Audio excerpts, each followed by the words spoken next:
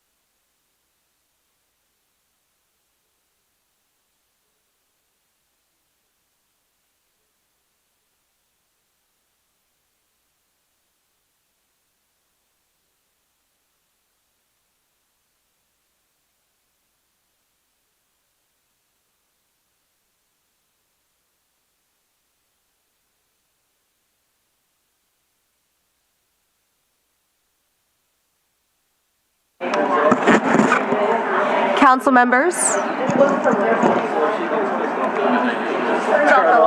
exactly. Council members, it's now 1:03. Let's go ahead and get started. We'll start with roll call. Councilmember Harris. Here. Councilmember Willard. Here. Councilmember Morrell. Here. Councilmember McCarron. Here. Councilmember King. We have a quorum. All right. I'm going to go ahead and move to go into executive session, and then we can go through the minutes. Okay. So I'll move. Can I get a second? Second. Seconded by Council President Morrell. All in favor? Aye. We are in executive session.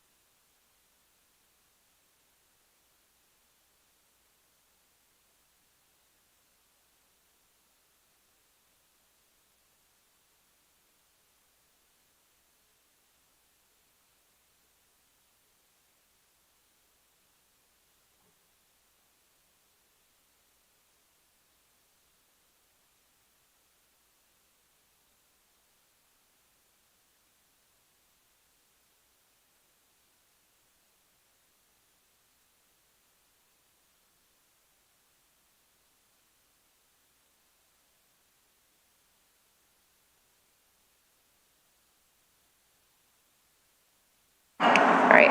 Item number 2 on the agenda is approval of the Budget Committee meeting minutes from April 16th, 2026.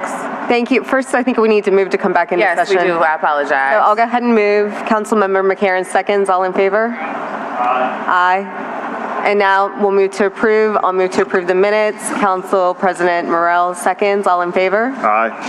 All right. I'm sorry, Councilmember Hughes is on the dais, so he has to vote. No, he's not. He's not? Oh, Lord have mercy. Let's go. Ready? All right. Item number 4. Item number 4, council members, is deferred. We are going to move this at the full council meeting, so we'll add that to the agenda under suspension. Alrighty. I guess we're going to jump to item number 14. Yes, that's fine. Okay. The presentations from the CAO and the Finance Department.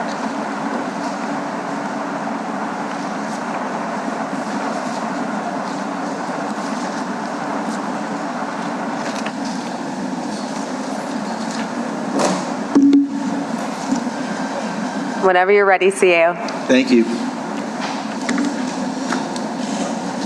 All right, good afternoon, members. I'm going to let Abby, get this situated with the presentation.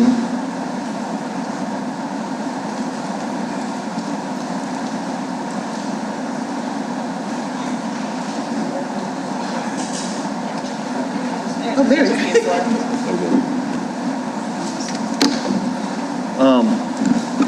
We're going to handle the presentation as we promised to the council, talking about where we were, where we are, and also quarterly information. Some of this you already know, some of this is maybe a little bit new, some of this is a little bit more refined, but we thought we'd bring it to the attention of the council as part of our commitment to continuing to engage in meaningful dialogue. I keep on stressing this point about what the collective we inherited, because I think it's merited, and I will tell you as we go through the slides, I will spend some more time on some of them and not as much time on others, because some of this everybody knows so well. But let's not forget the inherited mess that the last council, this council, and the Moreno administration came into. At the beginning of this year, there is a grim financial picture of $166 million estimated budget deficit, for which Mayor-elect Moreno engaged the legislative auditor to review City of New Orleans finances and the inability to make city payroll. As that was coming to light, one of the other things the council learned was, instead of there being $133 million in reserves as of January 2025, in fact, there's less than 5% of the general funds available and only about $36 million in what is the rainy day fund of the city. One point a reporter made to me is, well, $36 million is still a lot of money. And they're not wrong about that. But $36 million in running a city is actually not that much money. And when you consider payroll each week, when you toggle back and forth between public safety employees in 1 week and non-public safety employees the following week, is usually $8 to $11 million per week. So at best, this maybe got us through about 3/4 of a month. And then, of course, in addition to those macro problems, there are all these other mismanagement issues which the council, Mayor Moreno, inherited, including having to scramble at the beginning of the year for the $9 million for police retention bonuses, unexpected large terminal leave payments which hadn't been handled, and unpaid invoices. You'll also see later in the presentation, I cite to a couple of those invoice issues that linger from second quarter or third quarter of 2025. Now, I would like to tell you that we revised the PowerPoint presentation for this next bullet point, but we drafted it this way, and I had Wisner as a question mark, but that is now a little bit more settled. As the council knows, for emperors, the police pension suggested that the city owed the pension system roughly $24 million. The OPSB settlement, which the council had worked on and which believed it had a settlement both with the school board and with the mayor, was scuttled by the previous administration. And Wisner, which the council believed the city was entitled to 100% of the land that had been part of the trust, and that the trust had ended was left uncertain by the previous administration. Now, I know we put out a joint statement today because the Fourth Circuit ruled yesterday that the city is right on all counts when it comes to Wisner. And by that, I mean both that the city is the fee simple owner of 100% of the roughly 50,000 acres, and that the ratification agreement signed by the Cantrell administration is an absolute nullity, and therefore the trust had ended way back in 2014. In addition, there are a number of council-led initiatives. I tried to cover as many as I could, and there's probably some other major ones, but kind of going from A through E across the board. West End had been something that should have been accomplished at some point last term. Desire, there had been money that had been committed and allocated that was not spent on the project. The Gall Manor, which is an albatross in Algiers, is a problem as well, for which we're trying to find money. And then obviously the biggest issue of all was departmental overtime. So now we begin the slow climb uphill. And we put on this slide about the strategic moves getting to $255 million in one-time money.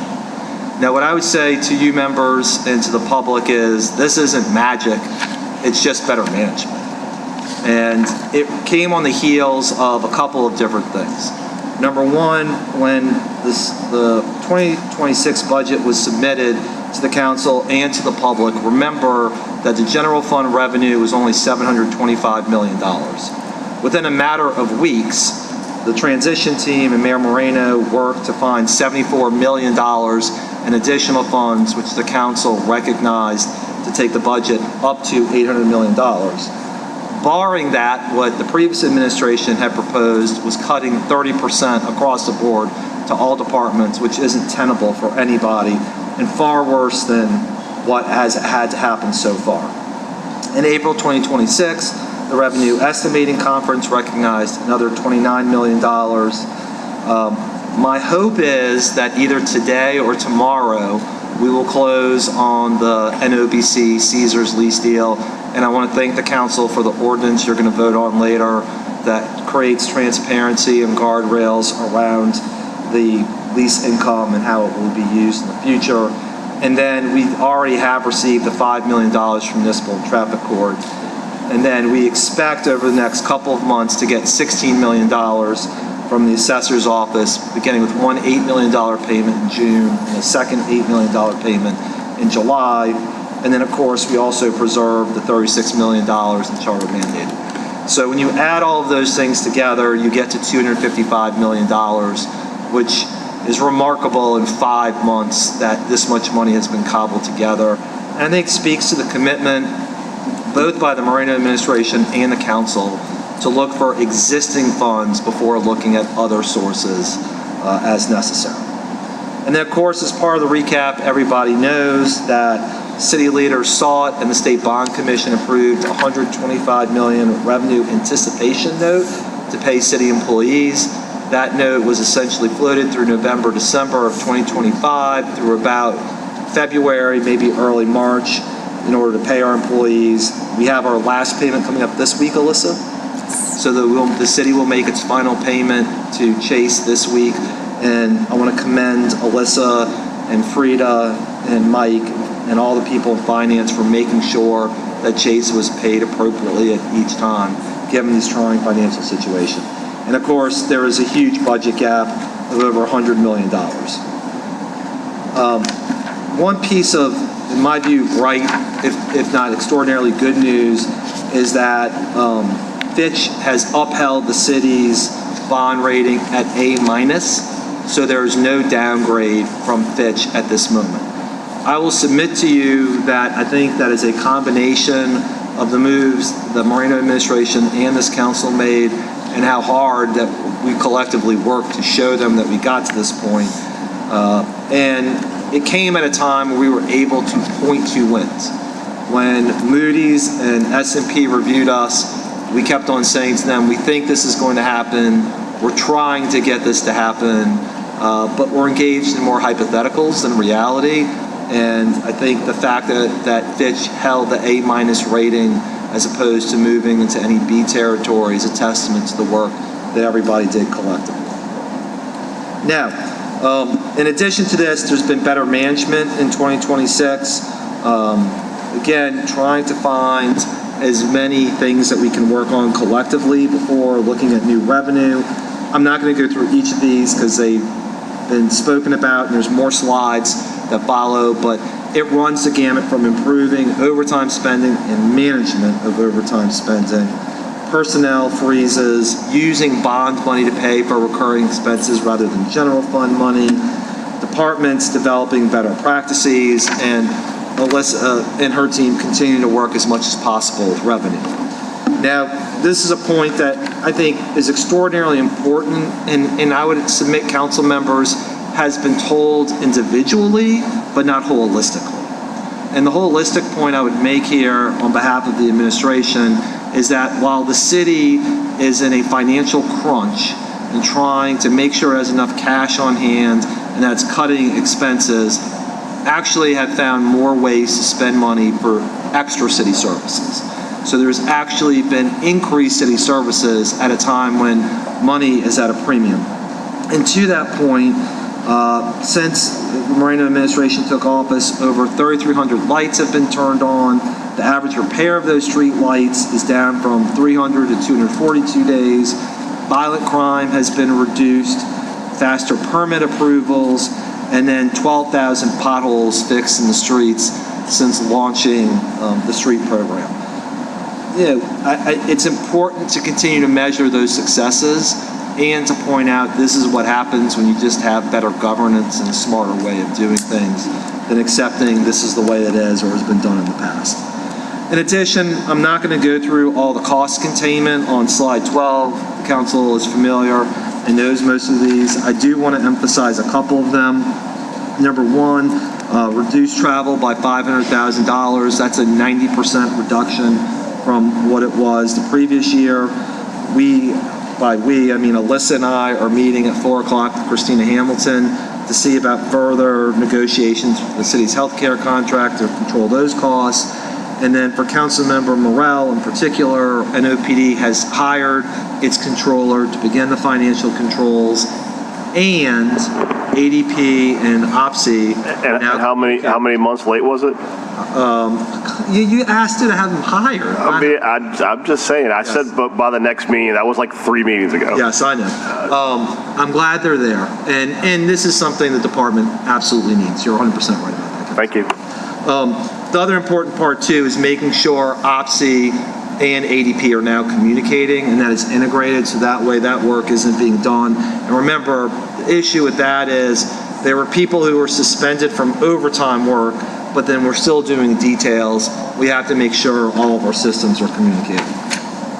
On overtime, some of this has been public, but I think it's important to stress this once again, is that per the legislative auditor, overtime spending increased by 80% between 2022 and 2025. I want to say that one more time. Overtime spending increased by 80% in a 4-year period. The Moreno administration flattened that curve by 49% so far through April. So remarkable work, and also making sure that services are being delivered and that people are still seeing high quality of life. Now, one of the things I've heard, and I think you all have heard as council members, so I want you to be able to have as much information as possible, is yes, there's been reductions in overtime, but last year you had Mardi Gras, and you had the Super Bowl, and you had the snowstorm, and you had the Super Bowl, and so maybe the cost would be the same.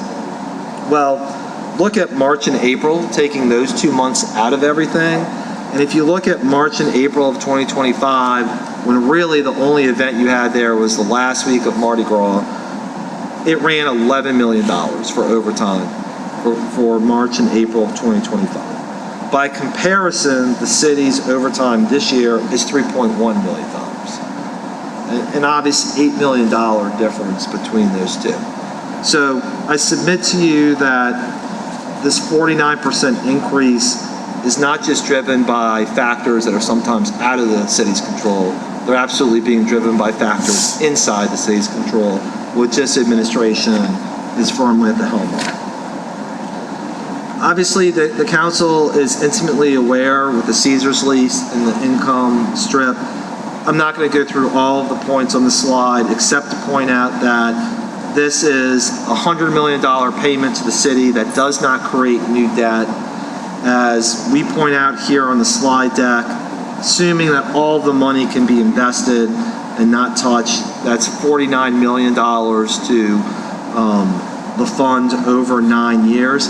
And also, I think importantly for council members, it means you don't have to regularly think about, do I have to take money out of the general fund in order to keep on funding the fund balance? So rather than trying to make decisions about, I'm not sure about this street or this blight or this being cut, then here's a way to generate money internally just by making sure you have good investment. Speaking of which, Alyssa and I met with our investment advisors. They're going to work on an updated investment policy. Unfortunately, one of the things that we learned, and I may be engaging a little hyperbole, but they said that they've had upwards of 6, 7, 8 different red lines of the investment policy, and we told them it's time to settle on one so we can all work together. Also, so the council is aware, believe it or not, the investment policy actually is in code. So it is part of the city's code. It looks like, to my reading, it's a little bit of a cut and paste job. Somebody may have gotten at a conference somewhere at some point. And so that's why it's important to the finance director and to myself that we have something that is more modern, that really meets the needs of the city in the smartest way possible. And of course, I recognize the ordinance already, and that one-time funds are not going to be used for recurring expenses except for emergencies. When it comes to furloughs, I know the mayor has said publicly, privately, as many times I've heard, that she hates these.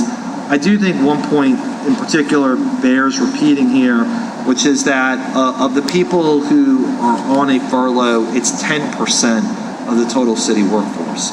So 90% of people who receive some sort of city funds are not on a furlough. Now, let me say this very clearly. I'm on a furlough. I know others who are senior executives in the administration who's generally applying to, and some people who are clerical, is not to diminish the fact that you are making less money during this. But it is to stress the fact that it is not touching as many people as sometimes we may think, and that's important. As well as the key exemptions from the furlough. Public health and safety employees are exempt from the furlough.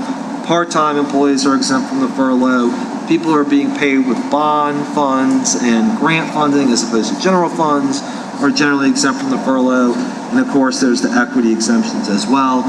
For the council's and the public's information, the CAO's office maintains an internal dashboard on furloughs as well. And I can tell you, by having looked at it, it actually has people's names in it.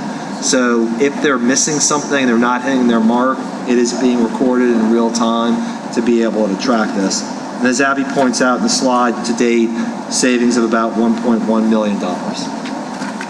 This next slide is generally familiar to members of the council as part of the weekly cash management report.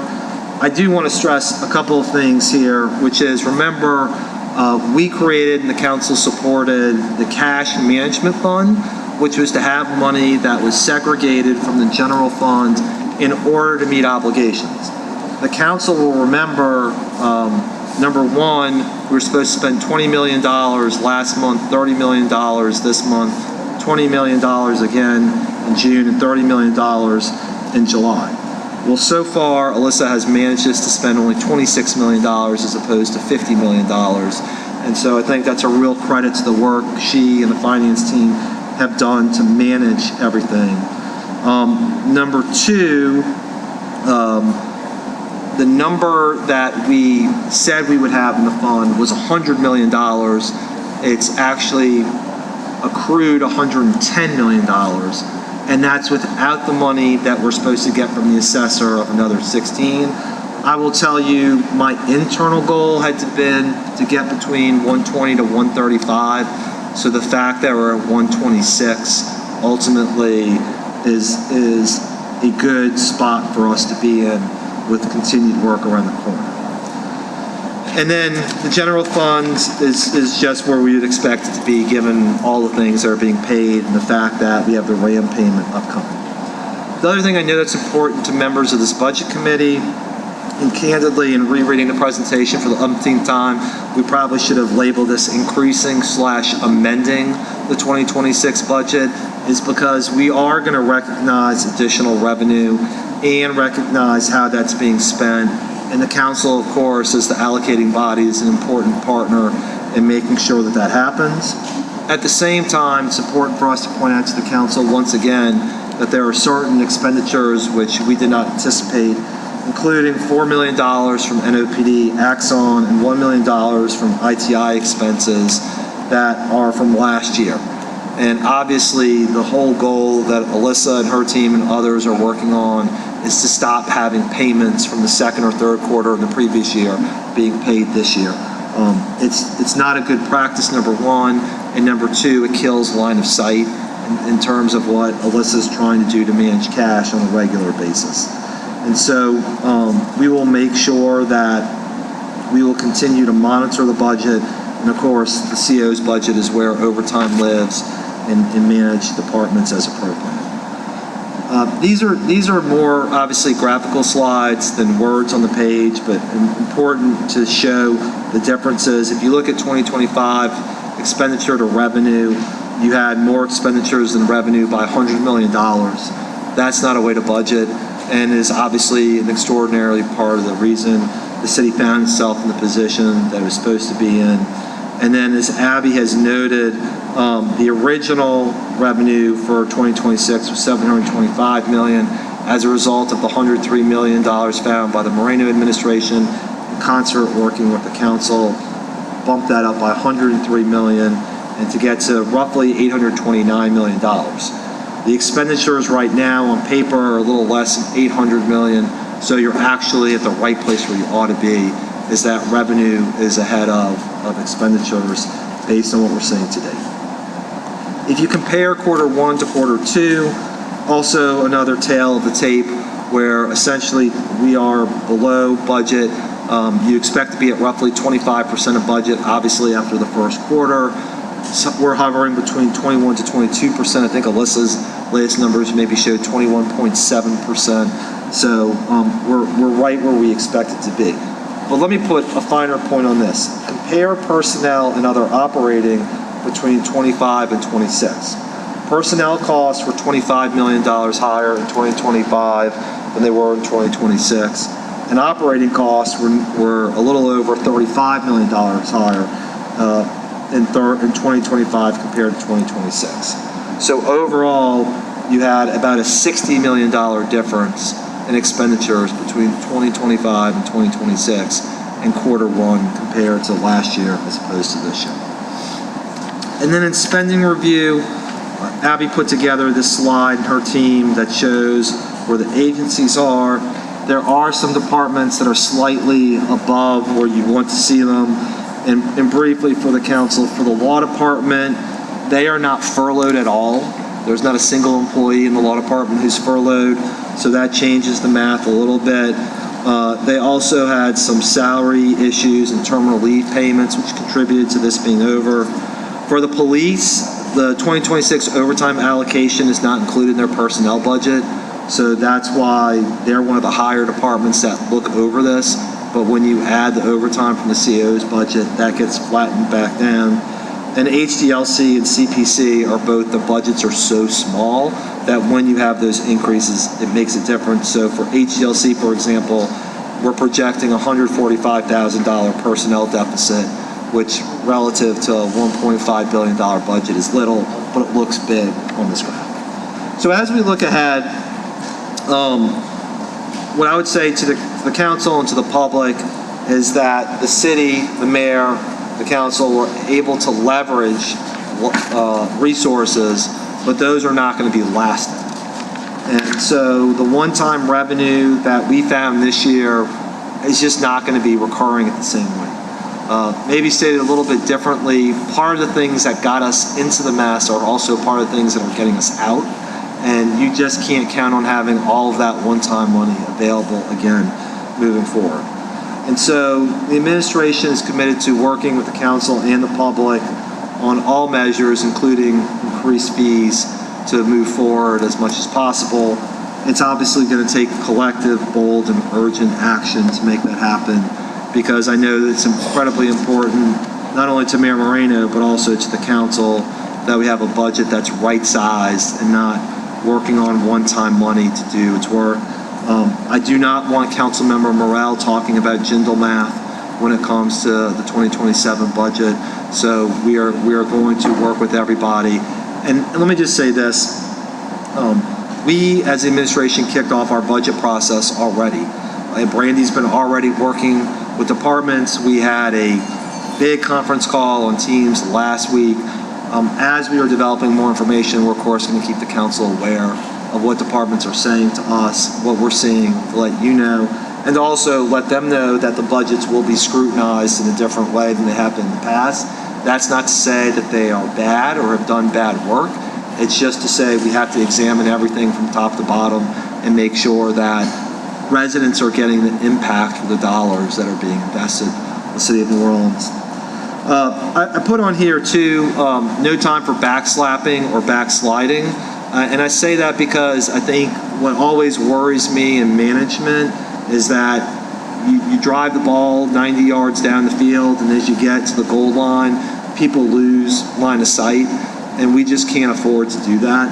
There's too many things that we have to continue to worry about and be focused on collectively in order to make sure everything's working the way that it ought to.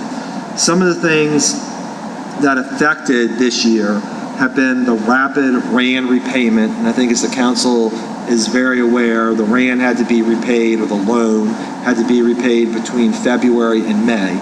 So we got crunched out of $125 million, which in fairness we owed to the bank, but it's a very short period of time for that much money to become due and owing, as well as ongoing 2025 unpaid expenses and resource mismanagement that we continue to uncover, find, and worry with. And we know that we're going to need more cash going into the end of the year. Mayor Moreno said that when we were in Baton Rouge. The council has been aware of this, and so we have to work collectively to make sure we balance the budget in 2027. As Abby and her team have shown this next slide, the obligations kind of rise and fall, but they're fairly steady. But what you really see is that the city gets a glut of money in March, primarily from sales tax and from property taxes coming in, and then everything else is much smaller in comparison as a result. So how we make sure that we're spreading out our received revenue to cover our expenses is incredibly important. And then last, you all know that I don't believe in pointing out problems. We have to have collective solutions. We believe that we need to continue to be diligent and aggressive when it comes to responding to the previous budget, as well as candidly managing the budget for this year, which is why we're trying to make so many tools available publicly, not just to the council, but for our residents as well. That we will continue to work on discipline, innovation, and management to be on more solid ground for 2027. And then last, and I know something near and dear to Alyssa's heart, strategic cash management moving forward as well. So with that, we wanted to make sure the council was aware, particularly where we were from quarter 1 to quarter 1 2025 to quarter 1 2026. And I think by all accounts, looking at a $60 million difference between the two quarters, the fact that last time quarter 1 was ahead by 2 or 3%, we're behind by 2 or 3%, and candidly measuring so many different items to improve outcomes for residents and providing more services for less money has been the hallmark of both this administration and this council. So with that, I stand to answer questions. Thank you. And Ms. Rambo, you also have a presentation for the March budget. Okay, why don't we do this, council members? We'll go ahead and ask Councilmember DeRusso the questions, then we'll go to Alyssa, and then we'll go to the voting items. All right, Councilmember McCarron. Thank you. I have a couple of questions just on the hiring freeze. Do we know how many hiring exemption forms have been approved so far? I know, Safety and Permits has presented to us, and a couple departments have needed, positions that they actually really, really need to hire. How many, do you have a rough estimate on how many have been? We're all looking at each other because I don't have a rough estimate. I will tell you what my practice has been. If it's a grant or bond funding, I've just signed it without thinking twice. If it's something that's public safety, I've signed it. I haven't had really many where I've said, we're not signing this right now. But I think what you really would need to see is not only the total number, but then how that number is split between grant and bond funded and then general fund. Yes. So we're happy to find that out and present that. Okay, and that's a perfect segue to my next question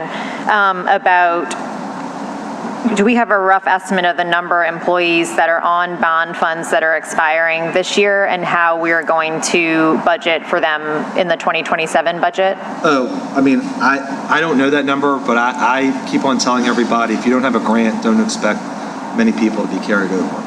Yeah, I know we have a couple of people that are probably on grants that should really probably be on the general fund, but we are trying to save costs there, which I totally understand. So I guess, how are we making sure that we're tracking those employees that would still need to continue their important jobs, even though they're on grant funds? Yeah, it's a point well taken. I think it's going to be a combination of factors. Number one is, what are the department heads and the deputy mayor saying about these people?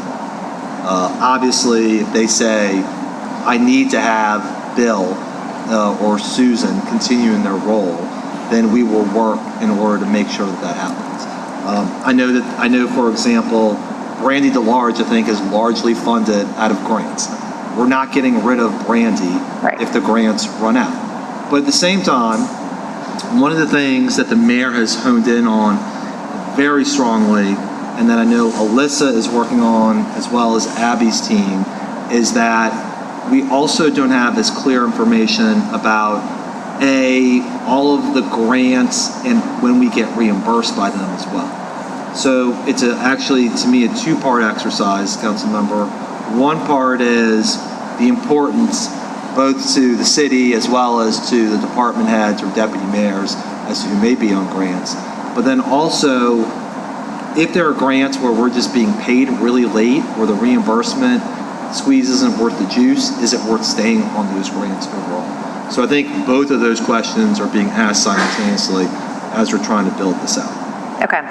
And then I just want to point out, because I know we have on here that furloughed employees are primarily mayoral appointees, but I will note that everyone on this council and all of our staff and our downstairs staff are also furloughed and taking the hit as well, and still, working very hard, but they are also part of these furloughs and taking that hit.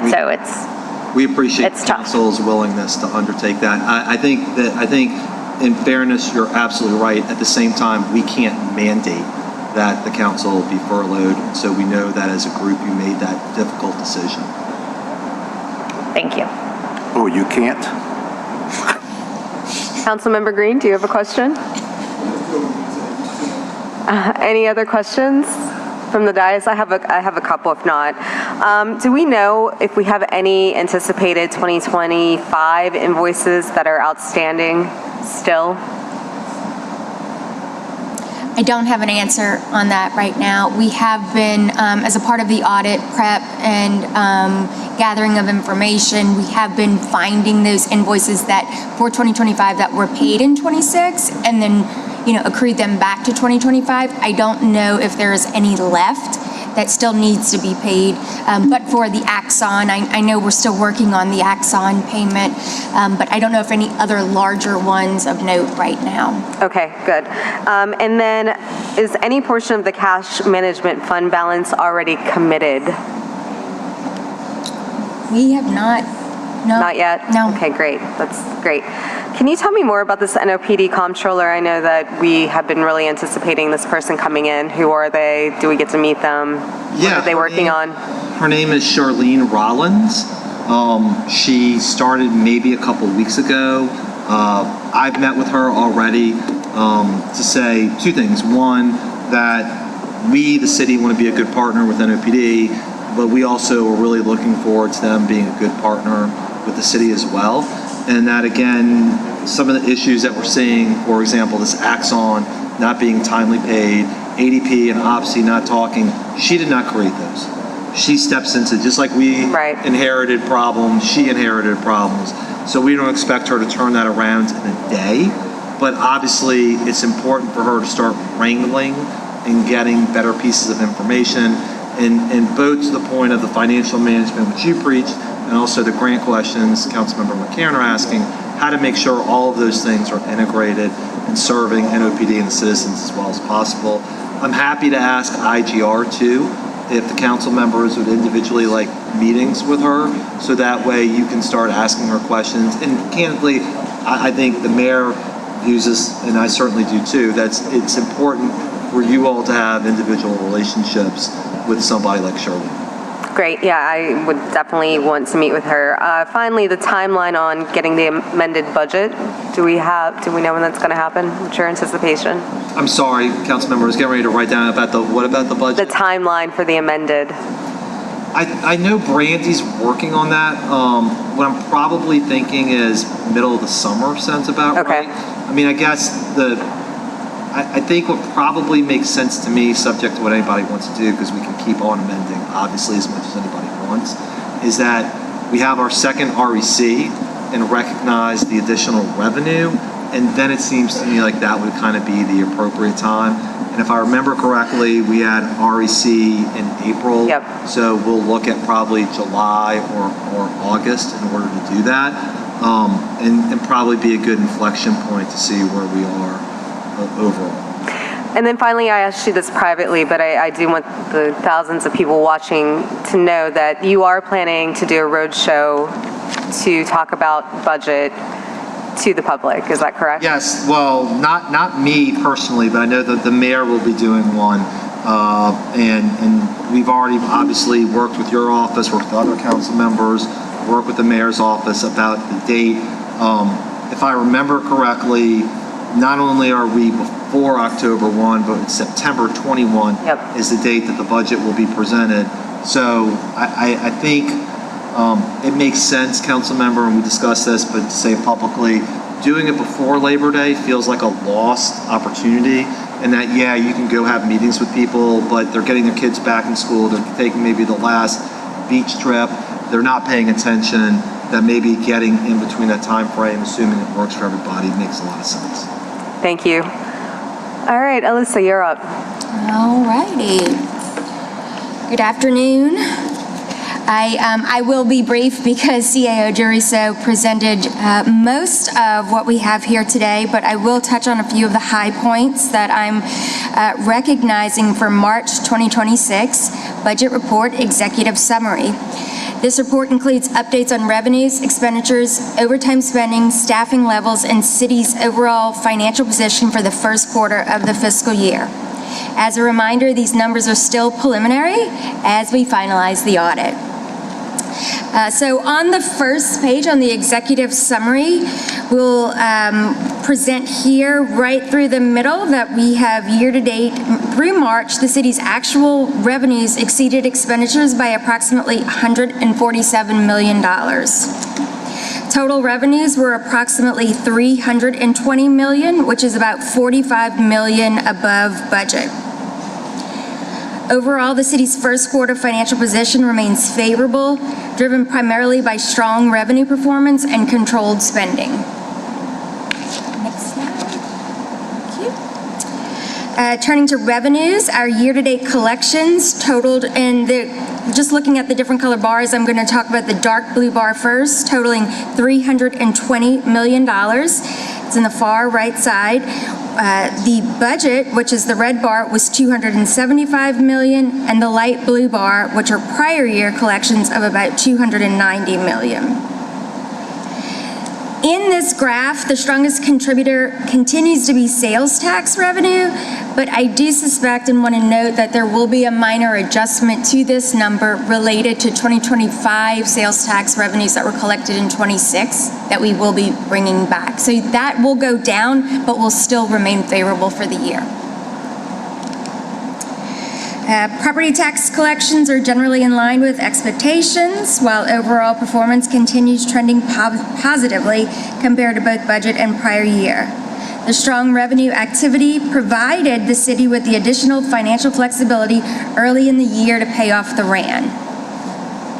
As Joe mentioned, that we were, most of our revenue is front-loaded, which we usually use that revenue to get us through the rest of the year, when in fact, instead, we had to use that money to pay off the $125 million RAN.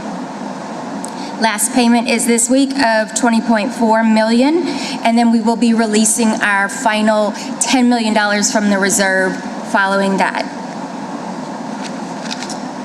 Expenditures, we have combined personnel and operating expenditures totaled approximately $173 million, which is the light blue bar, representing about 21.7% of the annual adopted budget.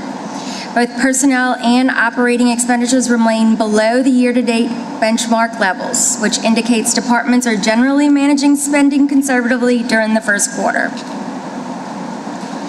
We've talked about overtime. Just as a reminder, we are continuing to see the favorable variances against both budget projections and prior year actuals.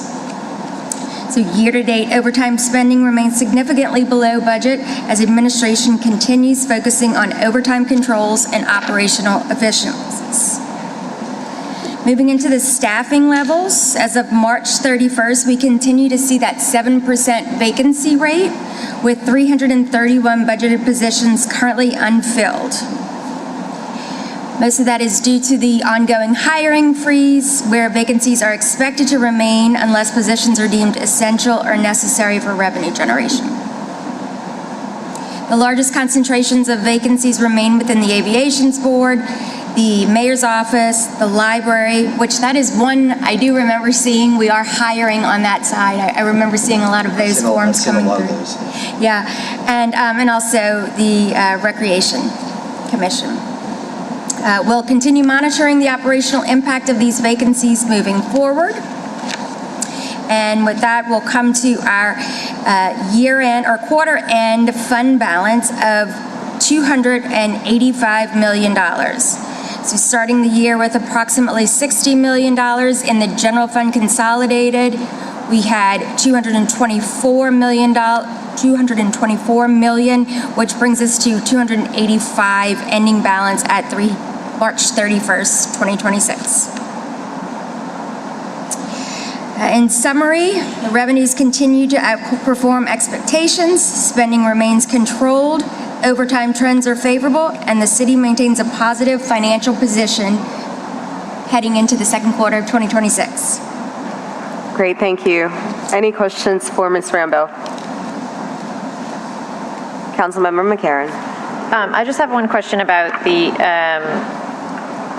projected obligations versus revenues. I think I asked this before about, we had $180 million for property tax revenue budgeted. How is that number calculated? And I mean, because it's not that close to what our actuals have been in the past, so how are we calculating that? And I don't know if we have a city economist working yet, but I guess that would be that person's job. And do we know how we It was the prior year person's job, and so that's why those numbers were calculated by the prior economist. We're working to, I guess, pull up all of his old files to understand his methodology, but we do have a new incoming economist, hopefully soon, maybe, that will help us look at those again to make sure that we might need to do any kind of revisions or amendments to that line item. Okay, yeah, because I guess it would be, are we looking at the assessor's data? Is that the actual value from the assessor, all of that the city should be collecting, and we're just not collecting some of that? Or those are the kind of questions that I would have on that. Yeah, generally we do not receive 100% of the assessment, so we know that being around the 93, 94 mark, I don't know if the numbers that are, but the question that's in my mind still is the number budgeted that 93, 94% mark, or is it the 100%? Right. And so that's what I'm still working through to figure out. Okay, thank you. Any other questions? All right, we have a slew of motions to get through. You want to start, Ashley? Do you want to do the motions or the ordinances first? Let's do the ordinances. Okay. Item number 5 on the agenda is ordinance calendar number 35,432. This is by Councilmembers Harris, McCarron, King, Green, Hughes, and Morrell. This is the ordinance to set up the fund for the Caesars money. Yeah, this is the Caesars Fund where we'll segregate the Caesars money once we get a closing. Any questions on this? If not, I'll move. Seconded by Council President Morrell. 4 yeas. The next item is number 6, ordinance calendar numbers 35,435 and the companion ordinance 35,436. Someone from the Health Department. These are grant funds, by the way. Not sure if anyone from the administration wants to present.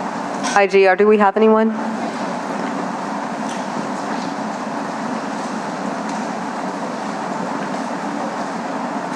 Good afternoon, Councilman. This ordinance is for money or grant funds from the BOLD. It's from LDH, and it's for chronic diseases, especially for dementia. And I have Dr. Lacey here to explain a little bit more. Yes, hello, council members. This money is to work on dementia risk reduction strategies for the city of New Orleans, specifically community convening to help build an action plan for the city, as well as establishing community clinical linkages, so resources not only for those who are suffering with dementia, but also their caregivers. Great, thank you. I've moved. Seconded by Council President Morrell. 4 yeas. The next 2 ordinances are calendar number 35,437 and 35,438, which is also appropriating grant funds within the Health Department.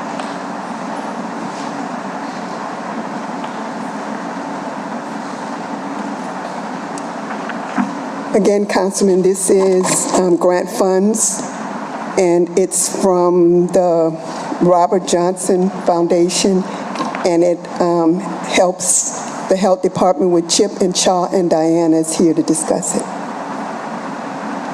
Hello, council members. So we are in the midst of our community health assessment, our CHA, which will then lead into our community health improvement plan cycle again.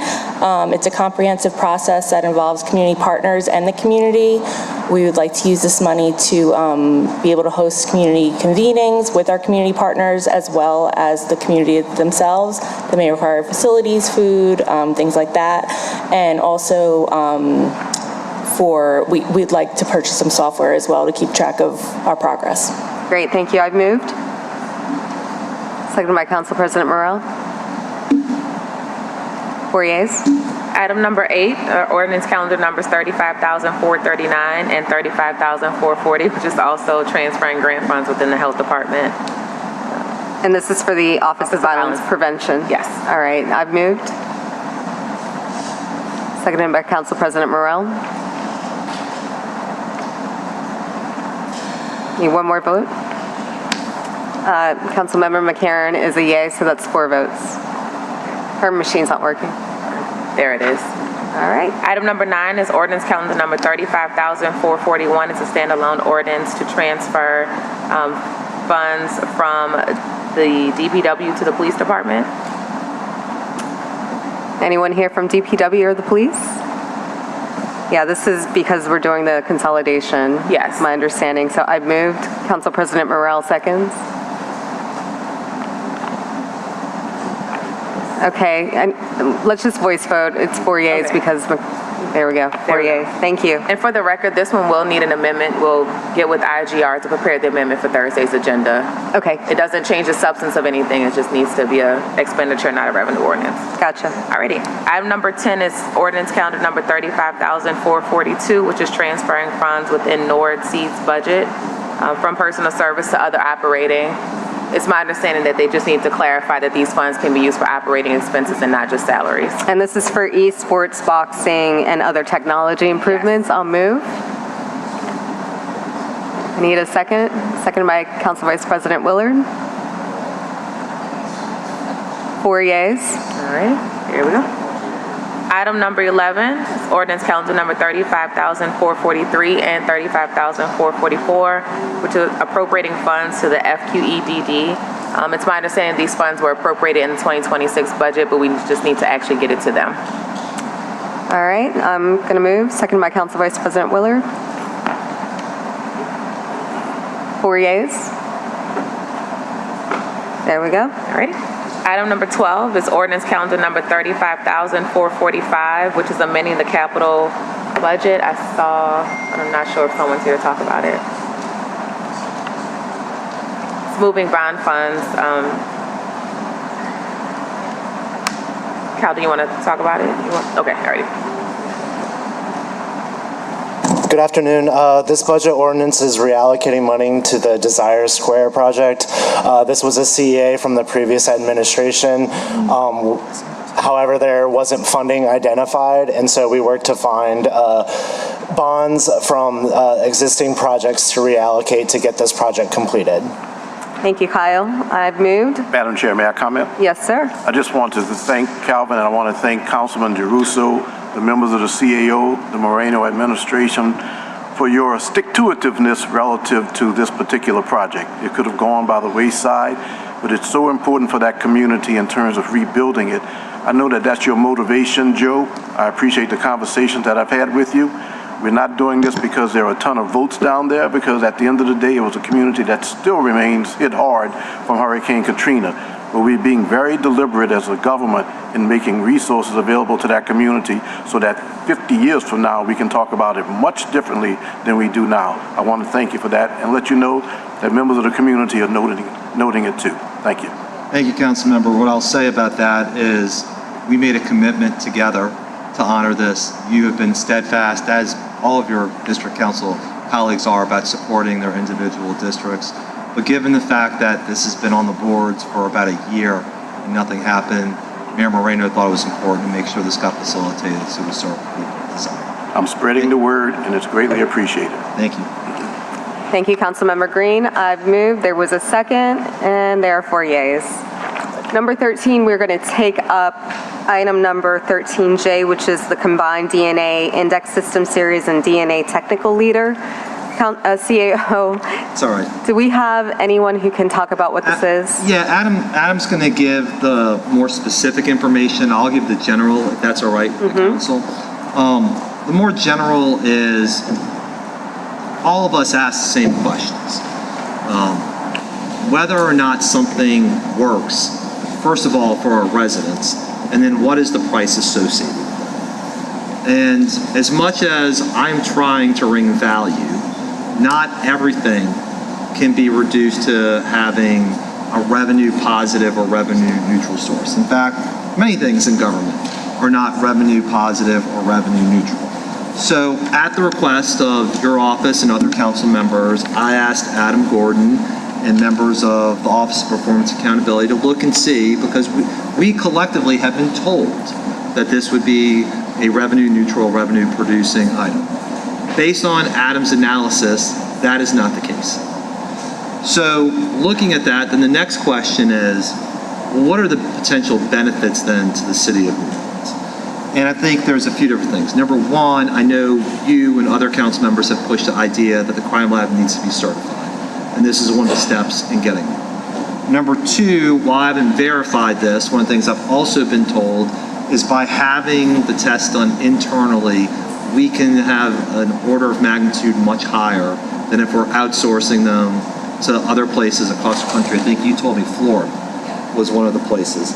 Number three, my further understanding is that if DNA evidence has to be submitted, that somebody from Baton Rouge has to be subpoenaed, and they have to travel to New Orleans, they have to wait in court, they have to take the stand, and then they have to testify and then go back to Baton Rouge. We eliminate a lot of that middleman by having all of this in one place. And I guess last, there's been a sizable investment already in the DNA lab. The council and the mayor are committed to figuring out the next steps to making sure that it functions correctly and looking at all legal paths forward with regards to warranties. But we also need the right people there to help us do the right amount of work. And what I would say to the council is, I don't wake up in the morning looking forward to figuring out necessarily how we're going to have a challenge, but that's the job. And so we felt, after speaking with the legislative auditor who supported this move, that it made sense to move this forward this time after a lot of patience by the entire council while we did our due diligence. Thank you, CEO. Councilmember Willard and Councilmember McCarron.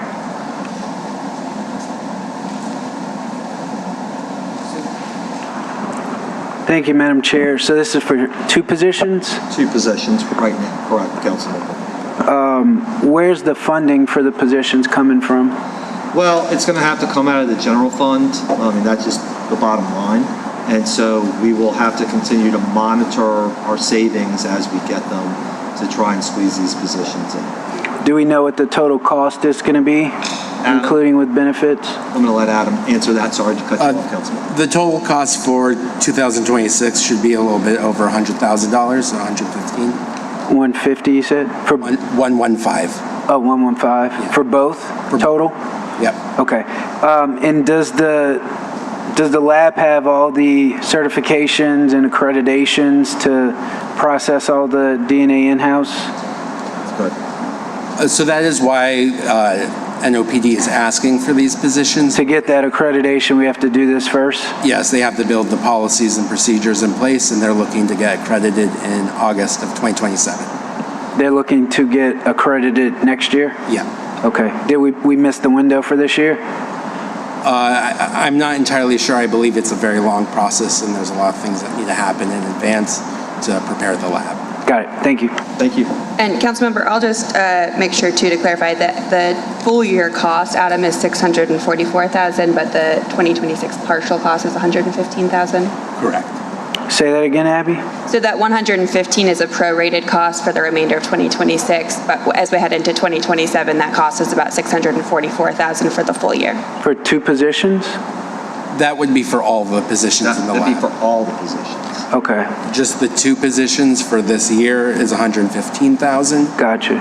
Next year, those two positions would be about $130,000. But, sorry, $230,000. And then the entire staff for the lab is $644,000. What action are we taking today? Just for the two positions? Just for the two. Sorry. Let's talk about the two positions. I confused it. So it's $115,000 for 2026 for those two positions, and then it's $230,000 for 2027 For full those year. two positions for the full year. Got it. And if I remember, and let me see if I can even further, if I remember correctly, to Abby's point that she's making, then we would come back to the council and say, here are the additional positions, and then how do we make sure we work it into the budget? So that way there's not this guesswork. With evidence to show that the approval of the two positions was a good move. Correct. And I mean, look, and obviously the evidence will be the data itself. Yep, And so exactly. that's what we want to provide you as soon as and getting this position started will be approved again. Okay, thank you. Councilmember McCarron. So is this in NOPD's budget, or where's I know you said general fund, but is it coming out of, I mean, it'll probably come out of either NOPD or CAO budget. And CAO has more flexibility than almost anywhere else. Adam, did you have anything to add to that? Yeah. So you would transfer via budget ordinance from CAO miscellaneous to NOPD? Yes. And then what about for next year? I'm assuming it would be something that you would budget for within NOPD's budget for next year? Correct. Okay. Would these two positions be subject to furloughs for the remainder of 2026?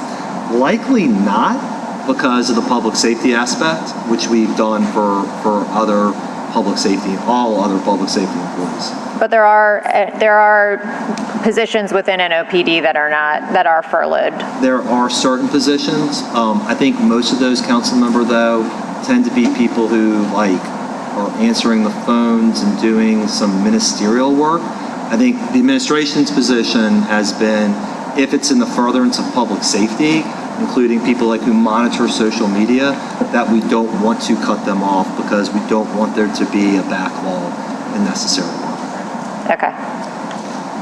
Councilmember Morrell. And just real quick, I mean, I guess a more basic question, where are the cuts going to come from? There's not going to be cuts. I mean, look, the cuts come from the CAO's budget. That's just the bottom. I know, but Joe,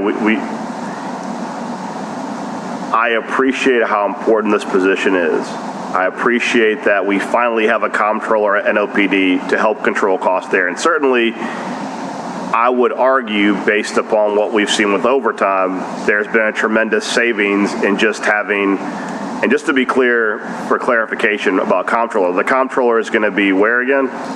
NOPD. Which department is the comptroller coming out of? I thought the comptroller was coming out of innovation. That's coming out of the mayor's budget right now. Right, which is coming through the innovation office, correct? No, it's actually out of the mayor's office.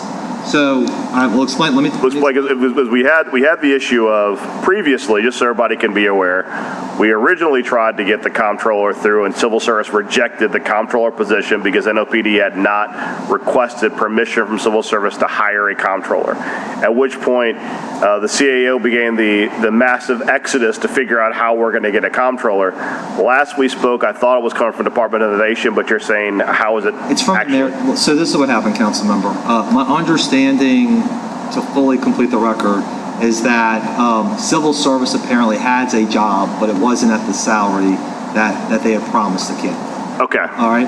So then Stephanie Landry, who had been in the mayor's office, moved over to an open position within NOPD. And it struck me that the best place to move Ms. Rollins was in that mayor's office position because they had already been doing NOPD work. So I figured that was the easiest place to slide them in because the budget had already been affected by the fact that Ms. Landry had been there for 4 to 5 months and that Ms. Landry had for such a long time been doing NOPD related. I mean, honestly, it would be my preference that the person who is deciding whether or not the person who's tracking NOPD spending not be subject to the NOPD chain of command. So having someone in the mayor's office as comptroller would be preferable from my perspective anyway. But the challenge, I guess, right here is, as you know, I'm not a fan of gen math. And if you're telling me that we're creating a position that was not previously budgeted for, and that position is going to cost money, whether it be $100,000, $200,000, whatever it's going to be, I have to know where is the money coming from to pay that position that is a reoccurring money. If it's general fund, that's fine, but the last I checked, our general fund was pretty much spoken for. So I understand as a council saying funding this place is a priority, but as a former legislator, as a council member, we all need to be very upfront as to what we're not funding to fund this position. Because once you start going down the road of, well, it's really important we fund this thing, but we don't say how we're going to fund it, then we're kind of repeating how we got here. So I get that we're having savings from NOPD and the like, but we're still in a shortfall posture, correct? Yes and no. So okay. We're in a shortfall when it comes from the fact that we have to have more cash that comes in later in the year. But the budget itself is, as I just showed, budgeted for roughly $800 million and roughly right now recognized closer to 828. As a result of the LLA blessing this, we felt like moving forward made sense because I think if I've done the math correctly, it's roughly $20,000 a month until the end of the year. And so finding that money from CAO budget did not seem like it's I hear you, but at one point earlier this year, during drawdowns, we were down to like $30,000 or $40,000 in the bank at one point. Do you anticipate that happening again anytime soon? Well, I do think, again, that's why we have to go again and talk about our cash situation later this year. I don't think it's going to happen in the next couple of months, and that's the whole point of having the cash management fund on hand, is we've utilized it already to pay for April expenses, and we've been utilizing it for May, and we're going to use it again in June and July. I am supportive of the position. I would be more supportive if you told me exactly where the money's coming from versus simply cash management will solve it. Well, look, the CAO's budget can absorb this. I mean, there's ample money in CAO's budget for these, and I have unfilled positions inside. Well, I know, but Joe, if we're all furloughed because we're broke and you have unfilled paid positions, that math doesn't math. Well, because if you've got unfilled positions, that have cash attached to them, why aren't we releasing that money into the general fund so that we could all not have employees on furlough? I think the hard choice that we all have to make is whether or not we believe certain positions are so important that we have to lift the hiring freeze. And hang on, and that's part of the reason why I've lifted the hiring freeze sparingly, but for NOPD, for general fund, NOFD, and I think as Councilman McCarron pointed out, for safety and permits. Given the fact that even the auditor has blessed this move, it feels like this falls into that category of continued public safety. What I would prefer today, and I'm sure this item will likely move forward, is that we not put it on consent and you get greater clarification, tell me exactly what positions in the CLFs you're going to eliminate to fund the position. And I think we all need further clarification. I was not aware of any departments sitting on positions at this point because we're broke. And if the department's sitting on positions, I need to know about it. I'm just being candid because when my employees, I'm not even speaking for the elected council members, when my employees are on furlough and we have unfilled positions chilling out in city government, that really bothers me. I think that we should not be, if a position is essential, it should be filled. If it's not essential, it should be unfilled. The money should be released back to the general fund so we can get towards being off furlough. And I think those two things, I get what you're saying, that positions are important, but if the math isn't mathing today for me. I'm not saying you might not get the math to math before the council meeting, but I think that actually I would prefer this not go on the consent agenda. All items on today's agenda have to go on the regular agenda. Thank you. It makes me feel better. Appreciate it. And Councilmember Morrell, we'll make sure to get you that information, and also, I think, to dust off what the hiring freeze has saved the city so far as well, so you can see that too. I want to make sure we provide those numbers as we also work on the numbers Councilmember McCarron asked for people who've been hired both on the general and bond/grant funding. Councilmember McCarron. I would also like to have confirmation as to whether or not these positions would be on furloughs or not. I really feel like there should be some kind of expectation at this point. Like, if you're coming to work for us while we still have staff on furlough, like, you're coming into City Hall and you're working and you're going to be furloughed. I can't, it's hard to make the argument when all my staff is furloughed and saying that they're not essential, but then we're hiring new positions in and they're not being furloughed. Well, council member, I respect the fact because I had staff members too, and this is a difficult decision that we all frequently have to make. I will just tell you what the administration's philosophy has been, and obviously we want the council to be partners in that. The administration's philosophy has been that if something is for public safety, and that is a broad swath. It's not just NOPD, it's not just the law department, it is not furlough, all right? That we decided collectively not to furlough those people. And we know that there's a great amount of discontent around that issue and want to make sure it's okay. If the council feels comfortable by saying that it wants to furlough these people for public safety, then I will certainly bring that back to Mayor. Well, I'm not saying that NOPD officers should be furloughed, to be clear. I'm saying this is a crime lab position. So I just want to know clarification on why this position would be considered essential and not be coming in as furloughed. I think I've answered that question, but I'll answer it the same way.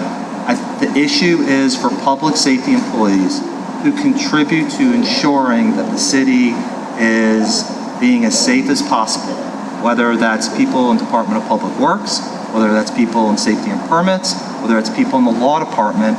I think most people would say people who are analyzing DNA that will be used in court are probably essential employees to the extent that we want cases to move forward. If the will of the body is to have a delay and not move cases forward and to have them be delayed as a result of the furlough, then we can discuss that too. But I think it's about having to make these decisions. I would also just say that I realize there's a flag being planted here, but we're talking about $20,000 a month and a $1.5 million budget. I want to be a really good steward of the public money and want to make sure we're working with the council, but I also want to try and be as consistent as we've been as possible too. Yeah, I mean, I would then just ask that I would like to understand then within the Department of NOPD, who all is furloughed and who is not, and why some are and why some aren't. If they're all safety, if we're saying everyone is public safety, then what are the definitions? Why are some and furloughed and some not? Because we relied on the superintendent to provide a list to us, and they actually came back and added more people along the way. So has the superintendent said that these are essential positions and should not be furloughed? Then I'm just asking for that clarification I'm in happy writing. to ask the superintendent to double confirm. The superintendent has not said that they are non-essential personnel.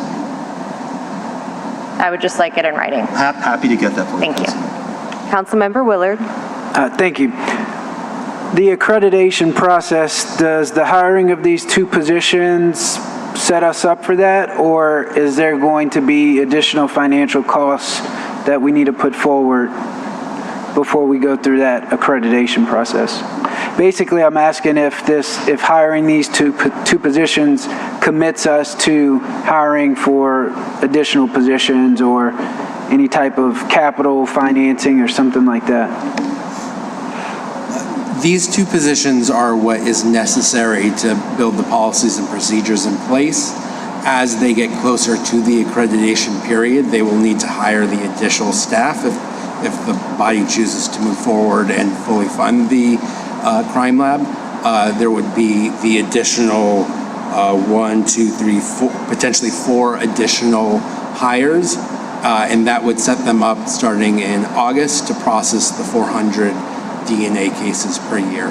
There's also some additional capital expenditures that... For the facility? For the facility that may need to be involved in. So right now, the facility can process the DNA, but that can't be used in court. Is that accurate?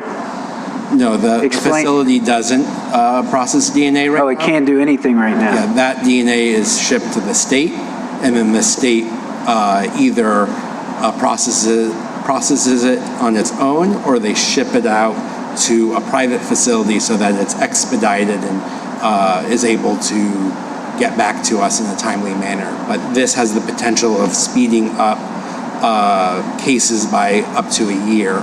Yeah. So overall, I'm supportive of this. I've been supportive of it for quite some time. I think what would make it easier for us, not only to identify where the money is coming from and how we're going to fund the positions, but also maybe just like a one-page write-up of what happens now. We create these 2 positions, they get to work, setting us up for the accreditation process. As we get closer, we'll need to bring in these 2 positions, and we'll need to build out this capacity for the laboratory, just like kind of a summary 1-pager, 2-pager of the process once we get it rolling. So I would request that as well before Thursday's council meeting. Thank you. Absolutely, and I'm emailing Chief Kirkpatrick right now. Thank you. Get that answer as well. Thank you. This has been a good discussion. I can tell you that I've really been pushing for these 2 positions because I do believe they are critical to public safety and our ultimate accreditation to test our own DNA. My understanding from Dr. Kelly is that not only could we test our own DNA at a lower cost than shipping it to the state, which then goes to a private lab, which I put $3.5 million to do, then Councilmember Moreno and Representative Mandy Landry received another $1.5 million. So we've invested quite a bit on clearing the DNA backlog that sat at the state on a shelf. And so we can get these positions at a lower cost and even potentially take in DNA from other parishes so that we are making money off of this move. So I appreciate the discussion. It will, hopefully we'll get all the information that we need. And Ashley, we don't need to vote on it now. We'll just take it to the full council? Yes. All right, great. With that, I move to adjourn. And I want to thank everybody who presented today. Thank you. Seconded by Council Member Willard. All in favor? We are adjourned. Thank you. I was just saying.